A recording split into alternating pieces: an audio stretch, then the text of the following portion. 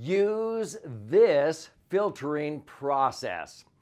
In this episode, I'm going to address the question, how do I determine which business opportunities to seize? And I'm going to show you a 5-step or question filter to determine which opportunities you're going to seize, which ones you're going to delegate to someone else, and which ones you're just going to walk away from.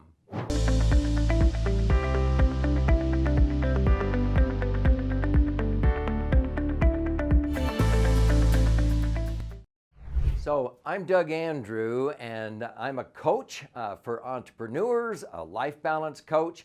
I've helped many business owners take their practice, whether it's an orthodontic practice, or if they're a realtor, or an accountant, or an attorney, an upholstery shop owner, and take their business to 10 times in less than 60 months with 10 keys to achieve this meaningful transformation. 10 times their business while simplifying their life. So let's get to work. I want you to sit down, take some careful notes, and I'm going to go through a scorecard of these 10 keys. This is key number 6 out of a total of 10 that I'm going to do a deep dive on right now regarding opportunities and how to determine which ones to seize. I've noticed that a lot of business owners and people in general go through their entire lives with more capability than they have opportunities. How sad is that? Now, what I love to do is flip that. When my wife, Sherry, and I, with our 6 children and now 17 grandchildren thus far, hold our annual Grandpa's Camp, where our grandchildren come for a week without their parents. My goal is at the end of their 20 years of being a grandchild, when they graduate from high school, when they go out into the world, I want them forever after to have more opportunities in life than they have capability to seize. That's a nice problem, and it's easy to solve with this filtering process. But I mentioned I've been teaching this to entrepreneurs for years, and I'm in the middle of authoring a book called 10 Keys to Achieve a Meaningful Transformation, to 10x your practice, whatever you do, while simplifying your life. And in the book, I actually have a scorecard where all 10 keys are listed. And we're focused now on key number 6, which is right here. And on this scorecard, I arrange statements from poor, fair, good, better to best. And I have people, the reader, or when I'm doing this to a live audience, which I do full-day workshops on this. Sometimes I do entire mastermind groups that take 2.5 years, where every quarter we dive deep on one key. I have them score themselves on a scale of 1 to 10 in every one of these keys, so they usually end up with a score between 0 to 100. Doesn't matter what their score is when they start. If it's in the 30s, 40s, 50s, don't beat yourself up. Let me help you raise that score so it's over 90 within a year or 2. So I've helped many businesses grow by 10 times in less than 60 months, and they actually simplified their life. So on this one, for example, create more opportunities than you have capability to seize, and then filter which opportunities you are going to seize. So as we move from poor, fair, good, better to best, you have more capability than you have opportunities. If that's your situation, that is poor. Next would be your opportunities are in a red ocean. What's that? If you've ever read the book Blue Ocean Strategy, a red ocean is sort of a very competitive dog-eating, shark-eating, shark-bloody competitive world. If that's where you're at, then that is just fair. That's where a lot of business owners find themselves. Next would be you have a blue ocean of opportunities. A blue ocean means just abundance of blue ocean out there, and you know how to pursue those that reward you financially the most. That's good. That's as far as most business owners ever get. If you move here, where you have more opportunities than you have the capability to seize, you determine those opportunities by the ones that have the greatest impact. Not just to the bottom line, but I'll explain that here in just a moment. The ultimate would be you filter opportunities based upon utilizing your unique ability, your referability, your impact, the enhancement, and the appreciation. And that takes me to a filtering process that I developed years ago. I was inspired to do this by my coach, Dan Sullivan, who has coached over 6,000 of the world's top entrepreneurs. And I remember another mentor, Marshall Thurber, recommending to me reading the business book Blue Ocean Strategy. And I've actually done on my YouTube channel, and subscribers often will view this video on how to have a blue ocean strategy. So if I summarize it too quick, be sure and watch that episode. But see, the authors of that book, which became a business bestseller, talk about how most business owners deal in this competitive dog-eating-dog, red ocean competitive world, and that if you focus on a blue ocean, where you have an abundance mindset. And instead of trying to make yourself the tallest building in town by tearing down all the other buildings in town, which is what a lot of people do, a lot of politicians do that, they try to build themselves up by tearing everybody else down. You will always be in that competitive environment. It's only when you operate in a blue ocean that you become the competition. And you're not cutting down other people, you're actually building up others in your profession. If you're a chiropractor or whatever, you're actually helping the whole chiropractic practice. And so as a financial strategist for years, I helped a lot of other financial advisors empower their clients. And my ocean was a blue ocean. And I actually made my competitors my customers, and they paid me for my wisdom, and we all had a more abundant life because of the blue ocean mentality. So I mentioned a filter. So let me go through the filter that I do whenever I have more opportunities than I have capability to seize.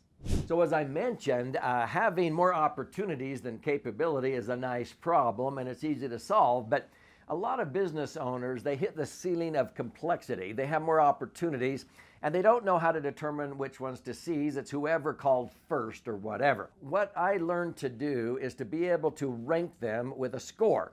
So whenever I would have an opportunity come, because as I began to become an author, and I had several best-selling books, one became a New York Times, Wall Street Journal #1 bestseller, and pretty soon I had more opportunities to go speak here or for Tony Robbins or over there or this and that. And I had so many opportunities that I would train my staff on how to filter which opportunities to tell me about. The rest, I don't have time to listen to all the opportunities.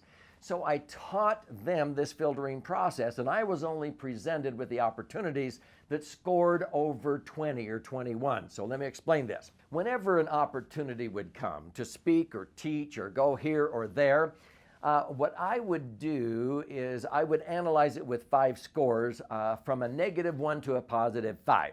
First of all, I would score based upon referability. That means that if I go seize this opportunity, is it going to be a two-way street? Do I feel good enough about them that I will refer people to them or their organization or their product or what have you? And will they refer back to me? Or is it just a dead end where, oh no, they won't refer to me, but they want me to refer to them? And I've had a lot of scarcity-minded people that were like that. And so I will score an opportunity from a -1 if there's not a two-way referability, clear up to a +5 if there's a really good understanding and we're not trying to get compensated directly. Oh, I'll pay you for a referral, you pay me. No, we just agree that we will sort of, I'll scratch your back, you scratch mine, I'll point the right fit people to you, and I would appreciate if you would do that to me. So that could have scores as high as 5. The next category would be utilize.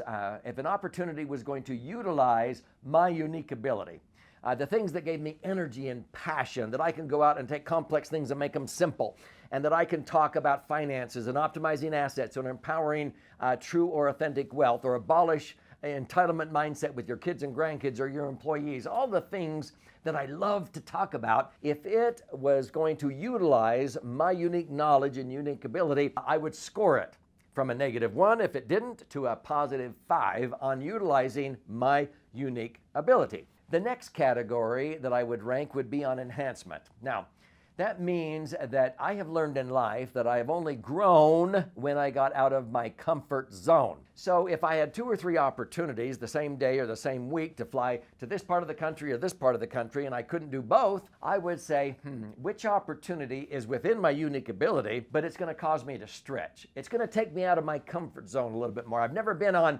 national TV before, or I've never done that, or I've never spoken to an audience of 20,000 before. And so I would seize that opportunity. That would be a 5 because I have only grown when I got out of my comfort zone. If I just slipped into the course of least resistance and stayed in my comfort zone, I never grew. So I would score an opportunity based upon those that were within my unique ability but would cause me to stretch. The next category would be appreciate. Now, I don't mean that if I speak for this organization at their business conference that they're going to send me some flowers and a box of chocolates. No, it is, will this increase in value? See, the word appreciate in real estate means an increase in value. Is this going to increase the value of their conference? Is it going to increase the value of what I do with my practice? Is it a win-win, not a win-lose? And so if it's going to appreciate and people are going to fully understand and they're going to be grateful for my message, then that would be a 5.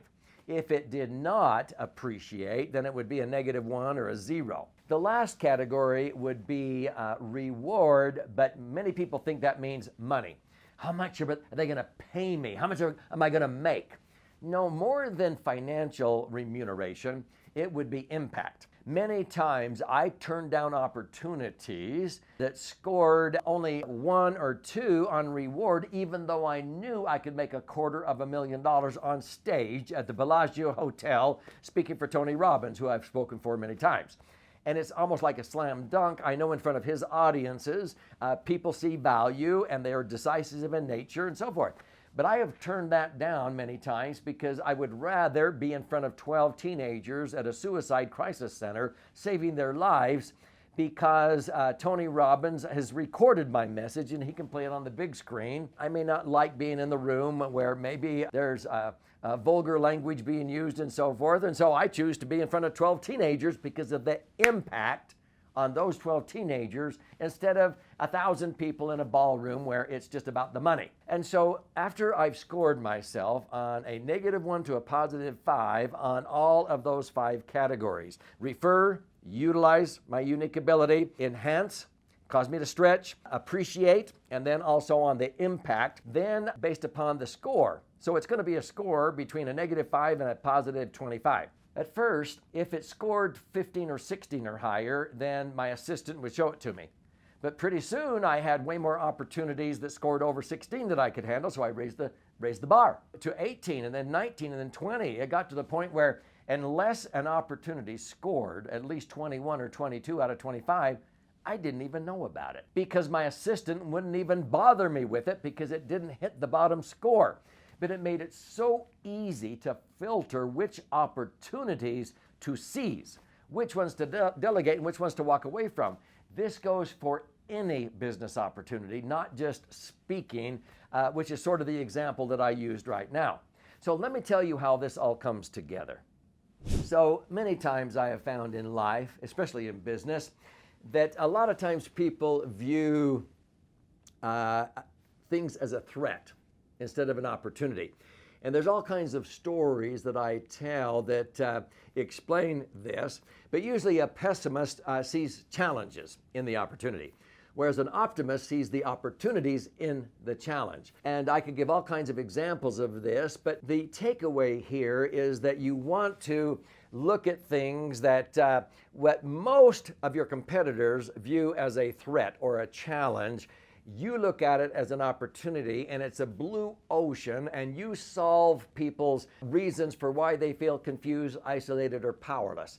And you deliver clarity, confidence, and capability, and you do that by using leadership, relationship, and creativity. That is a formula that I explain in another YouTube episode that I wish you would search out and get the answer to that. But here I'm talking about the filter. And so I actually wrote an article for HBR, Harvard Business Review. You know how hard it is to get published in HBR? It went to the front page in 48 hours. And I went, what? You don't teach your students at Harvard how to determine or filter which opportunities in life to seize, which ones to delegate to somebody else, and which ones to walk away from? No. They went, this is profound. I couldn't believe it. So I would encourage that you learn how to have more opportunities than capability, and then have a filtering process to determine what opportunities you're going to seize, which ones you're going to delegate, and which ones you're just going to walk away from. I want you to have a score of 9 or 10 on that key. And if you want to learn about the other 9 keys, search those on these 10 keys to have a meaningful transformation for your entrepreneurial practice to take it to 10 times in less than 60 months.